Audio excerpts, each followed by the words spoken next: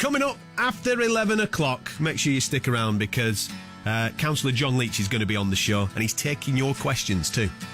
The diversity of the show never ceases to amaze me because we've just gone from an hour with one of the most popular bands, up-and-coming bands, not only in the country but obviously in our local area, to now going more political. Because joining me in the studio, I'm delighted to say this, Councillor John Leech is here. How are you, sir? Are you well? I'm fine, thank you. Thank you for inviting me in. Let me get you turned up there just to make sure that I've got you on the right microphones there. Councillor John Leech, obviously former Manchester Withington MP for 10 years now, Councillor for West Didsbury. How are the lovely people of West Didsbury at the moment? It's going well. I've been back on the council for a couple of months now. It's very, very busy, but it seems to be going well. Lots to do. Lots to do indeed. And one of the big stories regarding the council that's broken today is that Manchester City Council bosses are due to get pay rises. Now, let me just give a little bit of a wider scope on this.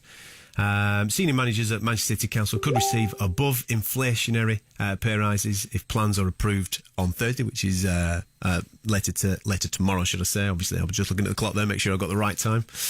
The head of City Centre Regeneration is set to receive the largest increase, 20% there. The average for a council worker is 1%, if I'm not mistaken. So what's your initial thoughts on these proposals? Well, as you pointed out, most council workers, the ones who earn normal salaries, have got 1% pay rises, and for a number of years didn't get any sort of pay rise, while the council was arguing that they couldn't afford to pay people bigger salaries, or empty the bins, or fill the potholes, or whatever it might be.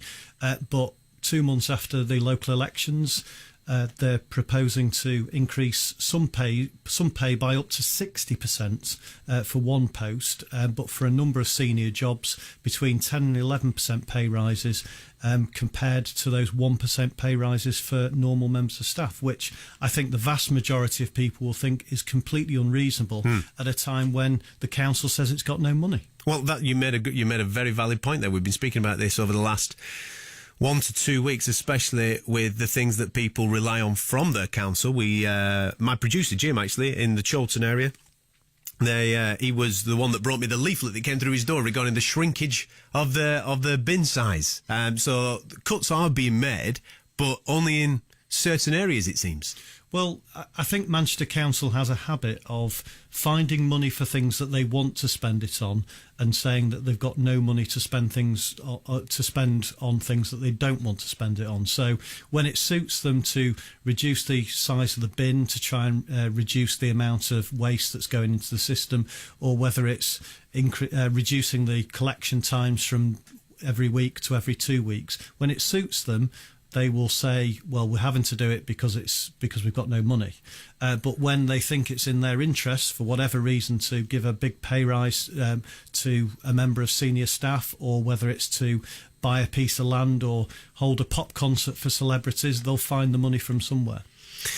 One of the most surprising ones for me was one of the key areas that I'm interested in is education, obviously, for our young people and that particular situation growing. Now, despite the disappointing performance of Manchester schools over recent years, the strategic director, I'm just reading the list now, the strategic director of education and skills will get a pay rise of just under 8%, and that takes that person's new salary to £125,000 a year.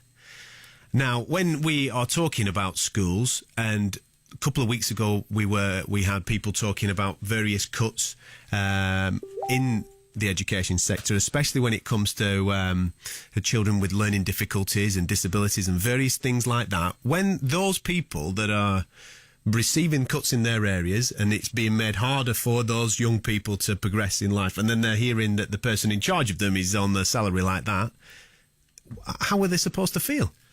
Well, I'm fairly certain they will feel pretty aggrieved. The council, I suspect, will argue, well, we need to have these salaries to attract those the right calibre of candidates to be that boss. But the reality is that these are jobs that have been filled before. 1 or 2 are new posts, but the vast majority of them are jobs that people are already doing. The council has just, in its wisdom or perceived wisdom, decided that it's not enough. That somehow £113,000 isn't enough for this person, and that they should be getting more. Tell that to the person who's on the minimum wage, who's only had a very, very small pay rise and finds it difficult to make ends meet. When big bosses at the top end of the pay scale are getting thousands of pounds in increases, I don't think it's justifiable any stretch of the imagination. And to the same people that work for the council that have been made redundant, that have lost their jobs, especially at the lower end of that pay scale. I think over the last... I know that this is a higher pay scale, but £50,000 in earnings, I think they've lost about 400 staff there. And the lower ones in the 20s and £30,000 per annum, they've been losing them for fun over the last 2 to 3 years. Well, the overall cost on the budget for these changes that are being proposed tomorrow is around £150,000. Right. Now, when you consider that the lowest paid staff are paid around, well, some get less than £15,000 a year. We could have 10 extra members of staff at the council just for the pay rise for this small number of people. When you put it like that, it is quite alarming. If you've got any thoughts on what myself and Councillor John are currently speaking about, do give us a ring in the studio, 0161 288 0103. For those that don't know, you represent the Liberal Democrat Party, have done during your political career. How are they currently standing, do you think, in the eyes of the general public? Well, we took a real battering at the last general election. We went down from 57 MPs to 8, and that was...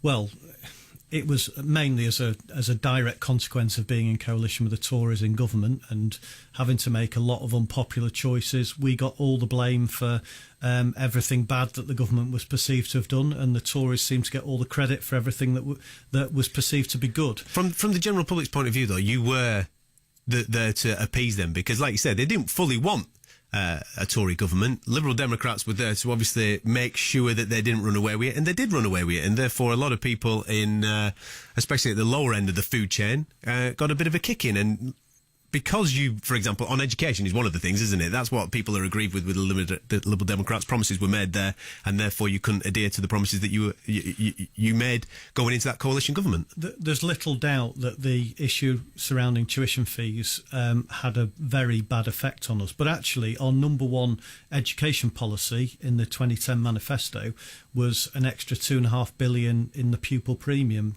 to support kids from disadvantaged backgrounds. That was actually delivered by the Liberal Democrats. Our main tax policy, so the policies that were on the front page of the manifesto, our main tax policy was to take the lowest paid taxpayers out of paying tax altogether. We took the million lowest paid taxpayers out of paying tax by increasing the personal allowance to over £10,000. That was delivered by the Liberal Democrats in government. We never got any of the credit for those things that we did deliver. We just got all the blame for the things that we didn't deliver. But we had 57 MPs. There's little doubt that the issue of tuition fees gave a serious hit to us in the eyes of the voters, particularly young voters, particularly students. But we weren't able to deliver it because we weren't in government on our own, and the two parties who were committed to raising tuition fees had just got 67% of the vote in the previous general election. We would have. I actually voted against it, but the fact is that we weren't able to deliver on one of our pledges, but we delivered on many of them, even though we weren't in government on our own. It's a very weird time at the moment politically, with people. Obviously, we've got a new Prime Minister, we've got a Labour Party that is all over the place at this moment in time. Is this a prime opportunity now for the Liberal Democrats to maybe rise from the flames and shake off what has been happening over the last 2 years with the general public? I think it is. We've got the Labour Party being dragged leftwards by Jeremy Corbyn, and we've got is that a good thing or a bad thing? Well, I would argue that because traditionally they are socialists, aren't they? So therefore you would think that they would go more left. The Labour Party has not been on the far left for a very, very long time. And I think you only have to look in history to see that Labour only ever win when they come more central, yeah. When they come across as being a left of centre stroke centre party. Tony Blair has been their most successful prime minister, and that was because he attracted voters who traditionally vote Conservative, who saw him as a left of centre rather than a left politician. But at the same time, you've got Theresa May, who is undoubtedly going to drag the Tory party to the right. Yeah. And that leaves a much bigger space for us as the centre party, as the party of the centre left. There's a lot bigger a space for us to occupy now, because for a long time the Tories have been trying to grab part of that space, and Labour have been trying to grab part of that space. Now that space is completely empty for us to make big gains. I think. What do you make of the rise of UKIP in that period of time?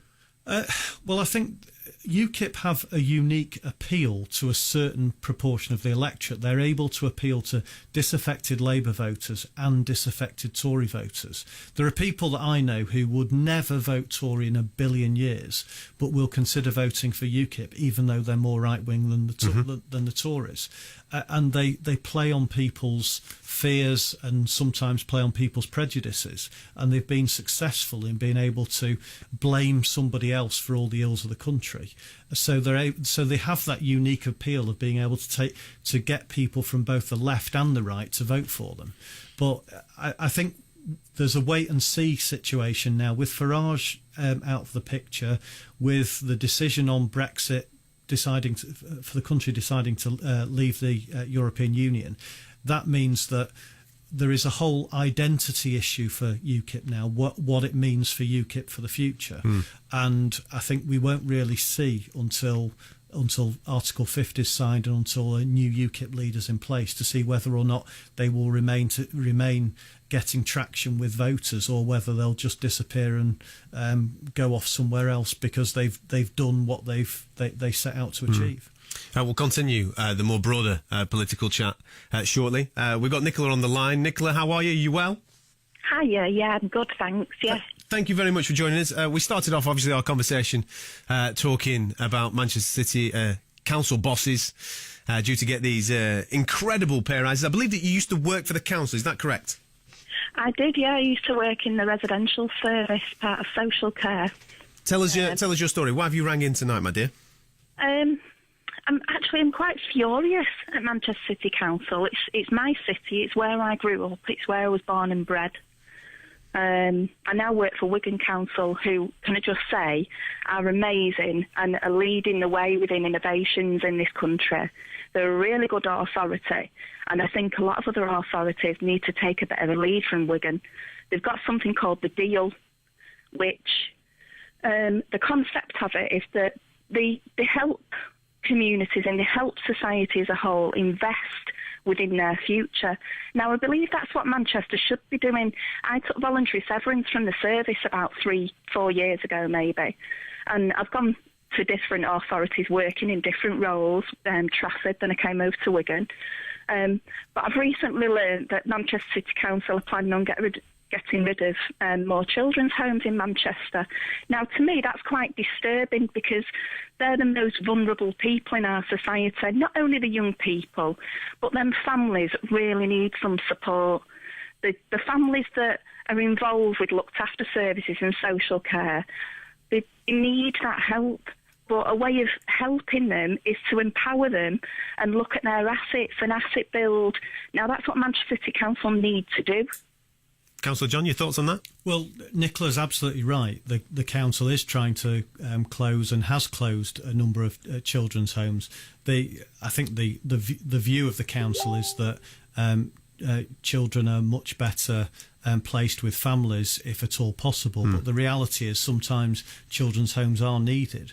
And I think some of the homes that have been closed or are closing are in areas where actually they're the perfect places for children who are being brought up in care to be brought up. But often the potential sale value of the properties that they're actually closing are too attractive for the council not to consider getting rid of them and then spending that money on something else, even though clearly there is still a massive need for children's homes across Manchester. With it being a Labour council, and you obviously recently breaking that stronghold, which it has been for such a long period of time, and get yourself in there.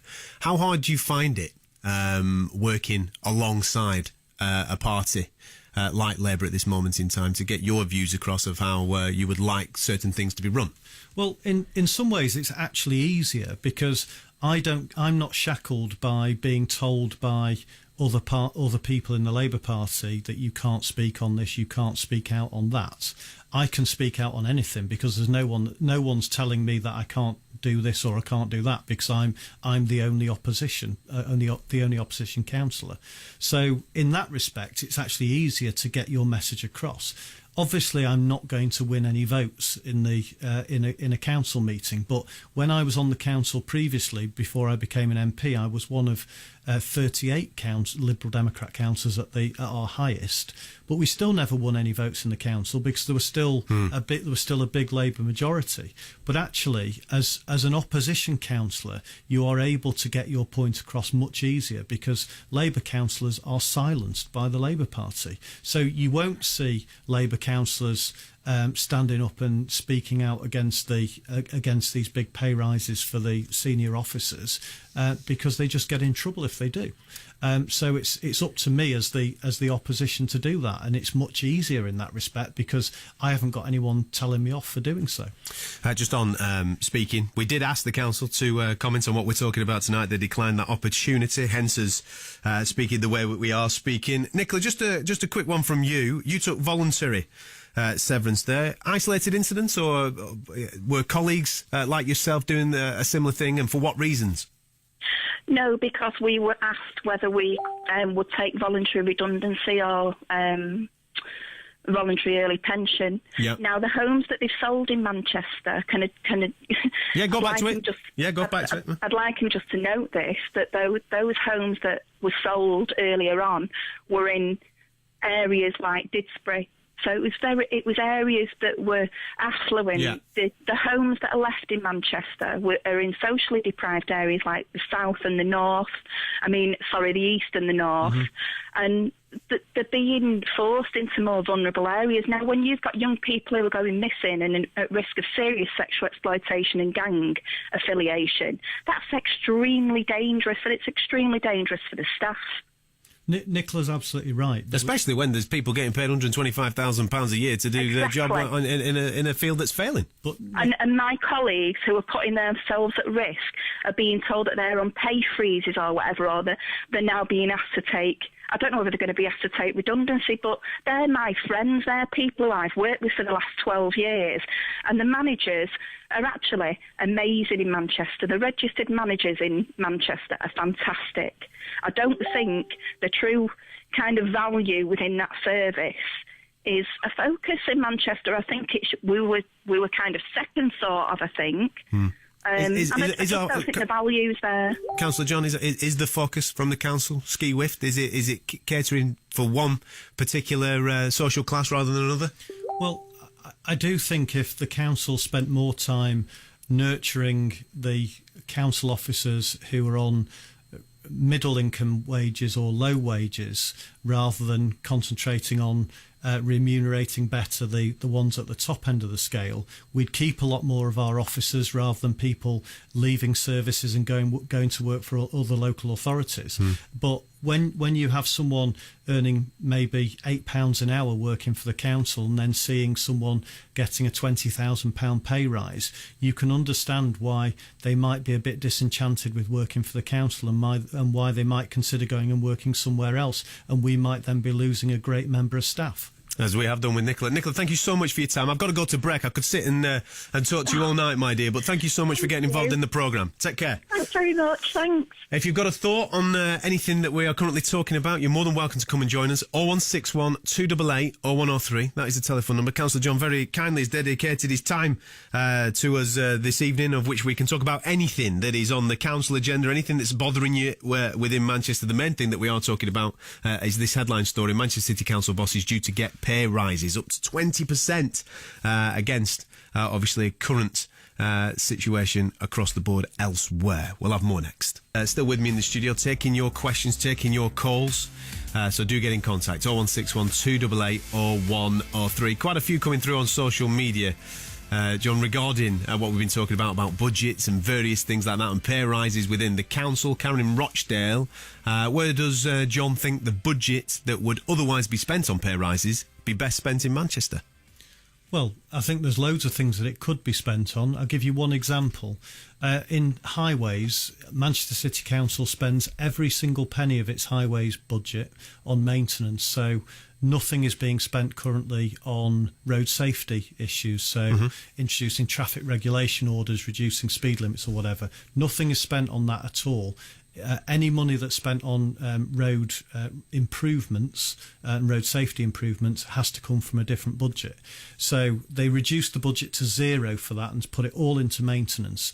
I would say that there should be at least some budget for road safety initiatives in the council.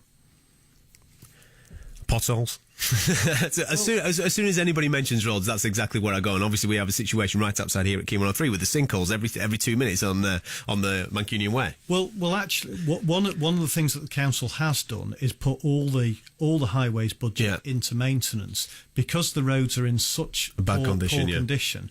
Every single penny of it has gone into maintenance, and it does. The roads do need maintaining, very, very definitely. There's millions of potholes in roads in Manchester, but as a result of putting all the money into maintenance, there's no highways budget for anything else, which is crackers. Absolutely. Wendy in Stratford wants to talk about the EU exit, so check this one out. What are your views, first of all, on the EU exit?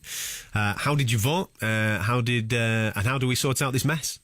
Well, as a Liberal Democrat, I am pretty pro-European. I definitely voted to remain in the European Union.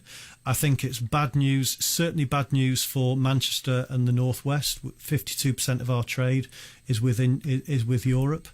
I think the real danger now is that we fall out of the single market because there are so many Tories and so many people in the country who now want to see our borders closed so that there's no free movement of people for labour anymore. And I can't see us being able to stay in the single market without having that free movement of people. I would argue very strongly that we need to remain in the single market. And for me, if we're going to leave, going down roughly the same model as Norway have, where there is still access to the single market, but we're still paying for it, and there is still free movement of people, so that people can still come and work here, and people from the UK could still go and work in Europe. That would be the second best option. The best option would be not to sign Article 50 or have a general election and people actually have an opportunity to say, no, we don't want to leave the EU, we want to stay. But we've had the referendum, haven't we? People have had their say, and they've said that we do want to leave it. We have had the referendum, and I don't actually personally. I don't think we should have a second referendum. Yeah. Around Europe, when they don't get when countries haven't got get their own way, they haven't got the answer they wanted. They have a second referendum. I don't think that's the answer, but I do think that people should. I think people voted to leave. Thinking that they were going to get something that they weren't going to get. So they weren't happy with the EU, so they voted against being in the EU. Do you think they blame the wrong people for their frustrations? I think... Blaming Europe rather than the actual current government? Well, there's plenty that's wrong with the European Union. There's no perfect political system.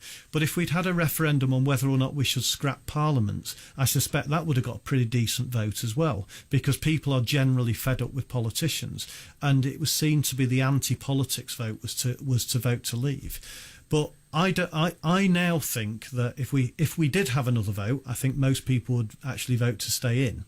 And we as a party have said very clearly that if there is a general election before we leave the European Union, we will stand on a platform of not leaving, so that people who don't want to leave the European Union will have an opportunity to say so in the ballot box, because I think now people are now beginning to realise, well, yes, we voted to leave, but what have we actually voted to have instead? And no one really knows what we're going to get instead. And are people actually then going to get an opportunity to say what they do want instead? Because there's lots of different options that could be on the table, assuming that our European partners agree to a certain type of deal.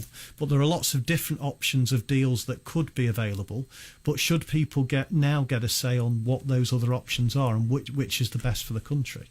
Because I'm not sure that people who voted to leave will think any of the other options are actually better than what we've got at the moment. 0161 288 0103. That's the telephone number here in the studio if you want to speak to Councillor John. What do you make of what he's just said there? Would you have changed your mind now regarding the EU referendum? 0161 288 0103. Just on that, we've got a new Prime Minister. She's elected a new cabinet. What do you make of the people that she's assigned to certain positions in order to, what we've just been talking about, deal with the exit from the EU? Well, there's been quite a lot of speculation about the appointments of the likes of Liam Fox and David Davis and Boris Johnson. They were very strongly in the Leave campaign, and well, you've got us into this mess, you get us out of the mess now. I don't really think that she's put those people into those jobs for that reason. But I do think there is a real challenge now for the government to actually come up with a deal that will actually not trash our economy. And while I think David Davis is good at certain things, I'm not convinced his views on Europe are really compatible with striking a deal that's actually going to be good for the UK, because he's so anti-European. Same with Liam Fox. And Boris is the Foreign Secretary? Well, interesting. Quite a few people have asked me about what I think of Boris Johnson as Foreign Secretary. My instinct is that actually it's probably the most sensible job in government for him to have been given, because first of all, the job, although it's still a high prestige job, it doesn't actually involve that much work a lot of the time. So he'll be able to go and be the face of the UK and do his Boris style smoozing that he's been good at as London Mayor, without actually having to do a great deal of work. I think if he'd been made Chancellor of the Exchequer, I would be appalled. But I think as Foreign Secretary, he might be able to do quite a reasonable job of just trying to promote the UK. We've got Roger on the phone, just while we're talking EU and obviously Brexit and what have you. Roger's on the show. Roger, your thoughts? There's no way we should have a second referendum. I campaigned quite heavily in my local area, did a lot of leafleting. It was a lot of good exercise, but it was quite intense. And I remember reading in the press before the referendum vote that someone high up in the European Union, I don't know if it was a top person, but they made a clear statement in this newspaper article that once the referendum's held, that's it. There's no going back. There's no second referendum. It was actually 1 million votes. I know the percentage of the win to leave the European Union was a small percentage, but it was 1 million votes. That's quite a few votes. And once the referendum's held, that's it. There's no going back. There's no second referendum. I don't care for anyone that voted to stay in the European Union. That's it. Tough. We're leaving the European Union, and that's what's going to happen. And I was quite unhappy, even disconcerted to read that the House of Lords, some people in the House of Lords are pushing for a second referendum. It's not on. That's actually quite an audacious thing for them to even think of, let alone try to put into effect. In Councillor John's defence, you didn't actually say that you wanted a second referendum. You were insinuating that you wanted a general election, so therefore people can vote for the Prime Minister, yeah? Are you a member of UKIP, Roger? No, I'll be honest, I did vote UKIP at the last general election. Right, so what do you think of Nigel Farage's comment 2 weeks before the referendum when he said, if it's as close as 52-48, we should have a second referendum? He says lots of things, and I think he's done his job well, and I know he stood down from UKIP, but I think if it wasn't for Nigel 17 years ago, I think it was, we wouldn't have had the referendum. I actually tend to agree with that, although I blame the Prime Minister, the former Prime Minister now, for caving into concerns about leaking lots of votes to UKIP as a reason for going for the referendum. But the reality is that people who are pro-European and there's a certain sense of irony that actually the European Union is probably now more popular than it's ever been in this country as a result of us deciding to leave. But just because people have voted to leave doesn't mean that people who are actually pro-European and want to be in the European Union should suddenly just say, oh no, well, we'll all give up then. Because otherwise people who'd been anti the EU would have given up many, many years ago. Well, yeah, but I think you have to really look at the European Union for what it is. I mean, you know, I appreciate that when it didn't exist 40 years or so ago, when it was a common market that came into effect. And since then it's grown to this sort of autonomous political sort of system or political sort of authority. But I understand that many of our laws were made by the European Union, and Parliament can vote to accept the laws or not. But invariably Parliament does accept the European laws and regulations. And, you know, I don't think the European Union is all we've been led to believe over the decades. You know, it seems to have become a bit of a divisive system that I don't think, you know, for all the positive things the European Union has done, I don't think it would have been to Britain's future benefit advantage to stay within the European Union. So do you think we should stay in the single market? No, I don't see why we just don't trade. Why there has to be a single market? Why can't business just go on as it was before the common market? Why can't business just trade without having a single market? Because we live in a completely different world to before the European Union. And if outside of the single market, our economy, particularly in Greater Manchester and the North West, will get completely trashed. How? Because 52% of our trade is within the European Union. So are you suggesting that if we didn't have a single market, our businesses in Manchester and Britain wouldn't be able to still trade with Europe? They would be able to trade with Europe, but it'd be far more difficult. And far more expensive as well. Let me give you a good example. I drive a Mini. The vast majority of Minis that are driven in Europe, within the European Union, are currently built in Oxford. The parts, I think, are actually made in Brazil. They're imported into the UK. The cars are constructed in England, and then all for the domestic market, and then the vast majority of the ones that go to the European Union. When they need to build more, there is a small proportion of them that are actually built in Germany. If once we're out of the European Union, you can absolutely guarantee that all the ones that are for the European Union market will be built in Germany rather than in England, because it will be far more expensive for them to be built here and then exported into the European Union. So it makes no sense for them to be built here. It makes far more sense to be built in Germany. That's jobs straight away going from the UK to Germany. Well, the single market seems to be a bit of a sticking issue in terms of, you know, in terms of leaving the European Union, a bit of a hurdle, to say the least. It's an enormous hurdle because it basically trashes the economy, and all the economic forecasts since the referendum have had a downward result for the expected growth levels over the next 2 or 3 years. And that's purely as a result of not being in the European Union. And that money that the Leave campaign bogusly argued, that 350 million quid that could be spent on the NHS every week, we're going to lose £350 million every 2 days simply because of the downturn in expected economic growth as a result of not being in the European Union. That's a fact. Okay, well, so would it be sort of right in guessing that you'd like a second referendum?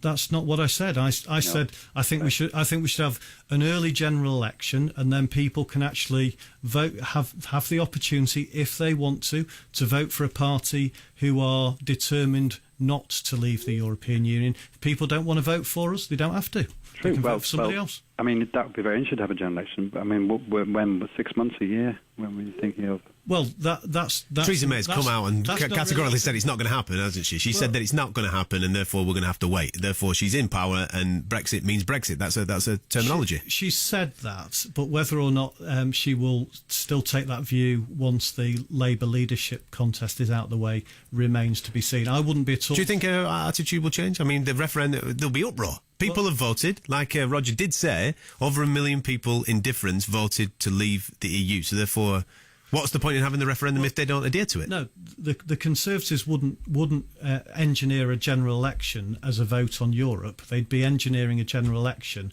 as Theresa May hasn't got a mandate. She wasn't the Prime Minister at the last general election. And therefore, she wasn't even elected by her own members. She just became leader by default. So therefore, I think she would have been. Would she not? I think she probably would have been. But the reality is that she doesn't have a true mandate. So it'd be very easy for the Tories to argue, well, Theresa May hasn't got a mandate. We think we should have a general election, and then the people will decide whether or not they want Theresa May as Prime Minister. Do you think the Tories will do that? I don't rule it out. I think a lot will depend on what happens in the Labour leadership contest, and then what happens in the following months. Because who knows what's going to happen to the Labour Party if Corbyn wins the challenge. Didn't a similar thing happen with Labour when Tony Blair was replaced by Gordon Brown? Did he have a mandate? Well, no, he didn't. And almost certainly if he'd had a general election in the autumn, Labour would probably have won that general election, but he bottled it. Roger, I appreciate you getting in contact with the show. Absolutely superb, mate. Thank you very much for your time. Is there the point I can make about the EU? Yeah, in fact, can you stay there? Because I've just got to go to break. If you stay there, we'll come straight back off the break and you can make that point, if that's all right with you, Roger. Sure. Thanks. Superb stuff. You listen to Key 103. I'm Adam Catterall, usually here between 10 and 1, Monday to Thursday. Joining me in the studio tonight is Councillor John Leech. If you have any questions for him on anything that is happening within Manchester, preferably, but if you want to go to the EU referendum, you're more than welcome to do so. Key 103. Thank you very much to Councillor John Leech, who's joining me in the studio. Roger's still on the phone. Roger, please, if I may ask, just keep this quite brief, my friend, because I've got a few more points to get through before Councillor John, we allow him to go to sleep at some point this evening. Okay. Go for it, Roger. What have you got? During the time of campaign for the European Union, campaign for the referendum, should I say, I did a bit of research on the internet. I found many websites with lots of articles written on them by Euro MPs that spoke about the corruption within the European Union, written by Euro MPs, by the way. And I don't think it was a load of made-up rubbish that they were writing. So I'm not exactly in favour of the European Union in terms of, if you look at it as a whole organisation. Yes, okay, single market, fine, we'll probably have to still have that. So, it's. I think we're better off out of the European Union than in it, to be quite honest. And I think, yes, there's going to be teething problems. Yes, it's going to be difficult working things out. But I think it's going to be all right in the future. All right, Rog, thank you very much for hanging on and making your point. Have a wonderful evening. Take care, my friend. Bye-bye. Superb. Roger there making his points to Councillor John Leech. If you want to have a quick chat with him before he goes, you're more than welcome to do so. 0161 288 0103. That's my number in the studio. Pete in Ramy. Are we all in real trouble if Donald Trump gets the presidency of the United States of America? Well, God help us if he does win. He's got a great chance. I just can't believe that the American public would be mad enough to vote him in. And I think hopefully some sensible Republicans are actually going to save America by voting for Hillary. Perversely, the fact that we're even considering that he can win shows how unpopular Hillary Clinton actually is amongst a lot of voters in America. But she's clearly the best option for the presidency, regardless of what people think of her.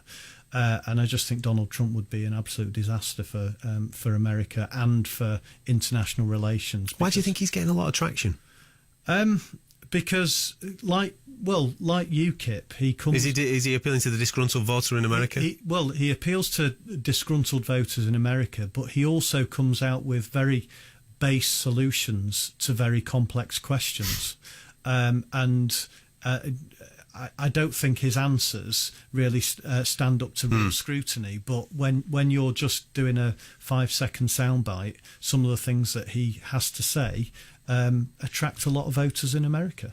Back to our country. I know this is not your party, and this is not our Prime Minister anymore, but Rachel in Burnage just wants your thoughts on David Cameron's honours list last week. Well, I don't like the honours list full stop, and I'm not entirely sure why we still have a situation where an outgoing Prime Minister or whatever actually does have some honours to dish out. I mean, I would like to get rid of the House of Lords and replace it with a wholly elected House of Lords, for instance, so you couldn't just stuff people into a second chamber. Yeah. But that's the way it works. The outgoing Prime Minister does have the opportunity to give sort his mates out. to give out some gongs, and it's just a product of a slightly dodgy system that we. It does diminish the people that are receiving knighthoods and MBEs and OBEs and all these types of things for genuine work down the years. If you're just handing them out willy-nilly at the end of your prime ministerial reign, what does that say to the people that have done fantastic charity work, for example? It does, and I think then some of the people who get honours, very deservedly get honours, people sort of don't accept that it's a valid honour because, well, if such and such got it, that just shows how easy it is to get those. Yeah, but there is a flip side to it as well, because there are some people who do a lot of good work, who might also end up being political party donors or prominent members of political parties, who then should be getting an honour for the work that they've done. But when the press get hold of the fact that they're getting an honour, it's because they've donated money to such and such political party, or they're mates with the Prime Minister, or whatever it might be, and that might not be the justification for getting the honour in the first place. But frankly, I'm not sure that we need to have an honours system at all. Does it really make a difference if you have Sir in front of your name? I don't think so. Paul in Chorlton, this is a personal question to you. What are you going to do with your big orange shop in Chorlton High Street? It's not my big orange shop. Lots of people have raised this issue with me. There is a shop in Chorlton that we hired for a couple of months in the run up to the general election. We painted it orange, and we were supposed to paint it black after the general election. The owner of the shop then said that he didn't want us to change the colour. He wanted us to leave it orange. It's his shop. It's up to him what colour he wants his shop. I can see with the tone of your face there, you were thinking, I'm fed up of answering that particular question. It has been asked on a few occasions, but if you owned a shop and it happened to be a certain colour that some people didn't like, you wouldn't expect somebody else to come and paint it. It would be up to you what colour you had your shop. Agreed. Just finally, before we let you go back onto the Liberal Democrat situation, we started with that, and obviously where they are viewed within the general public. We've had a few people commenting tonight. I just want to know where you're at on the current man in charge, Tim Farron. Obviously, he has a very difficult job, in my opinion, after picking up the pieces of what happened when Liberal Democrats were in coalition government. What do you think of him? What do you think of the job he's doing? And can he take Liberal Democrats forward to maybe capitalise on what is currently going on in the political market? Well, Tim's a good friend of mine. I've known him for many, many years, spent 10 years in Parliament with him. I think he was the right man to take over from Nick when Nick stood down as leader. I think he's got a really tough job because we went down from 57 MPs to 8 MPs, and there's a big rebuilding process. But he's actually been talking about a lot of issues, but the media haven't necessarily been reporting those issues. I mean, there's been so much coverage of whether it's the referendum or whether it's the internal machinations of the Labour Party or whether it's the new Tory Prime Minister or whatever. And it's been very, very difficult for Tim to actually get any coverage in the press at all. He's been talking about loads of things, whether it be floods, whether it be housing, whether it be refugees, but most of the time the media just simply don't want to report it. And that's our biggest challenge, I think, actually getting in the news. Locally, in Manchester, I regularly get in the news because I am the opposition in Manchester. Yeah, of course. You never hear from the Tories in Manchester because there aren't any. But that's the biggest challenge for us in Parliament, actually being heard and making sure that people know that we're around. But he's got a massive opportunity because the Labour Party is being dragged to the left and the Tory Party is being dragged to the right. We need to offer a radical liberal centrist alternative, and I think that's what most people are looking for. I wish you all the best with that, because we do need viable opposition to our current government. John, thank you so much for your time. I know that it is precious. You're a busy, busy man, so I appreciate you coming in and answering a few questions from my listeners. Hopefully, we'll be speaking again at a different point in the future, sir. I wish you all the best with everything that you're doing in West Didsbury. You're listening to Key 103.